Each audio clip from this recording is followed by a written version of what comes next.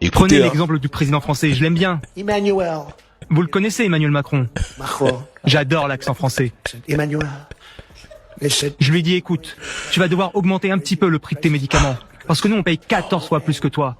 14 times more than you. Emmanuel a dit, No, no, no. non, non, non, je ne ferai pas ça. Mais si tu vas le faire, Emmanuel, à 100%. Okay, here's the story, Emmanuel. Je lui ai dit, écoute, Emmanuel, voilà ce qui va se passer.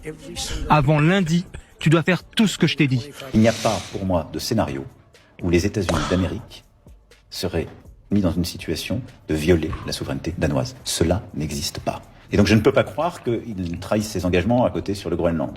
Donc le Groenland est un territoire qui est sous souveraineté danoise, ça restera, et je sais que les Américains continueront d'avancer avec nous pour la paix et la sécurité en Europe. ça ne devrait étonner personne. Nous assistons clairement à une relation de suzerain à vassal.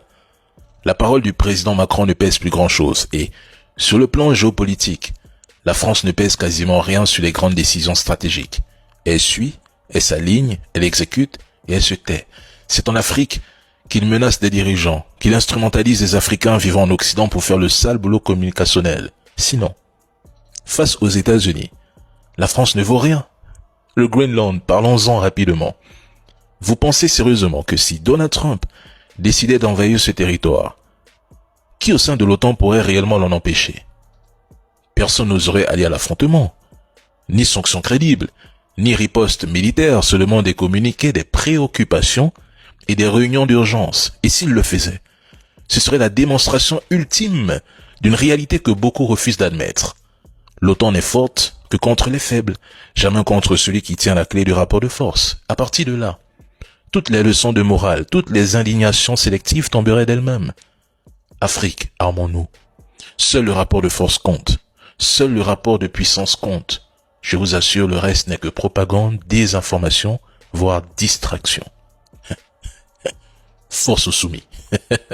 Écoutez, en route, la porte est ouverte, va déboucher, parce qu'il n'y a pas de solution militaire dans ce conflit entre deux peuples slaves, l'Ukraine et la Russie.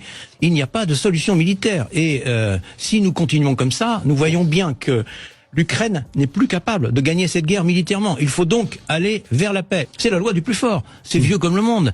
Et si vous voulez, le faible attire le fort. Le faible attire le fort. Et nous sommes, en Europe, aujourd'hui, dans le monde, les faibles. Général Pierre de Villiers, vous avez vu ce qu'a dit Donald Trump, ce sont ses dernières déclarations, parmi elles, le Groenland est nécessaire pour la sécurité des États-Unis, le Danemark est un membre de l'OTAN. Qu'est-ce que nous faisons demain si Trump décide de s'emparer du Groenland? Ce scénario que nous avons vécu, qui a l'air de mettre un peu KO debout toutes les démocraties européennes, mais il était parfaitement imaginable.